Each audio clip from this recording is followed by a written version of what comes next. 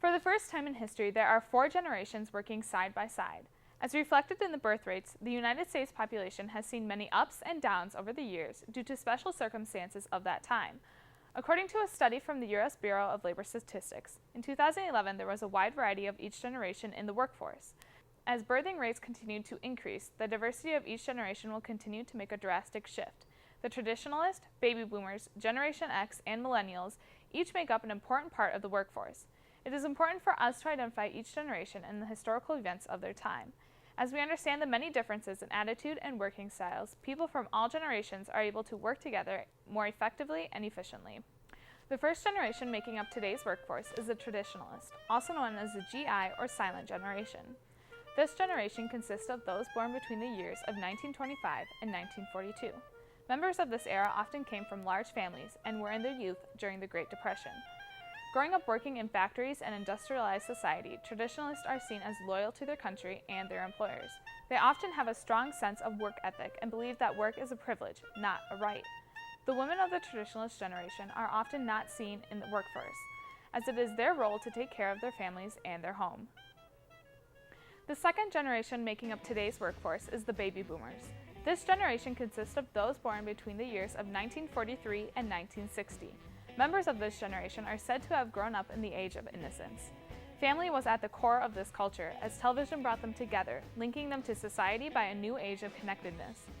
Despite the idealism of the 1950s, the baby boomers lived under a cloud of Cold War fears, as the terror of war was always present.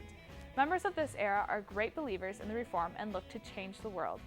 Teenagers and young adults started a newfound optimism and hope for civil rights and social change, which was shattered with President Kennedy's assassination and the turmoil of the 1960s.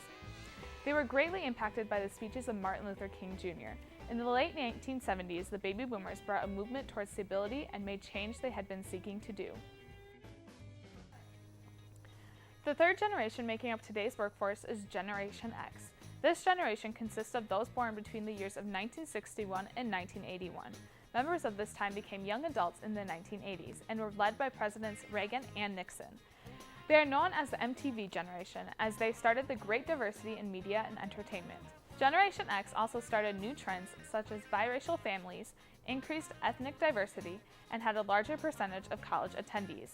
Those born during this time had to learn technology at an older age, so personal computers were more common.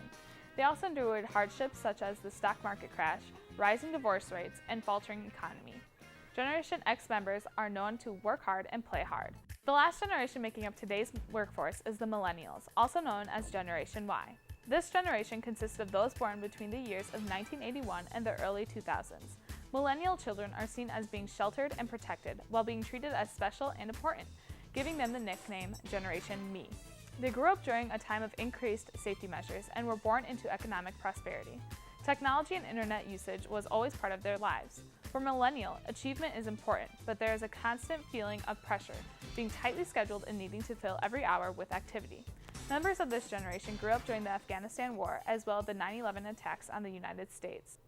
The first step in bridging the gap between the traditionalist, baby boomer, Generation X, and millennial generations is understanding these historical events and how they helped mold members of each generation. We must make the decision to figure out what is the best way to work with people who were raised in a different time period than yourself. Each generation is unique in the way they connect, learn, and work. As we look across the generations and progress forward, this is what we see.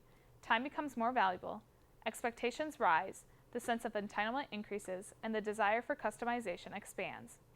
It isn't until we understand these points and each generation individually that we are able to work together in unity.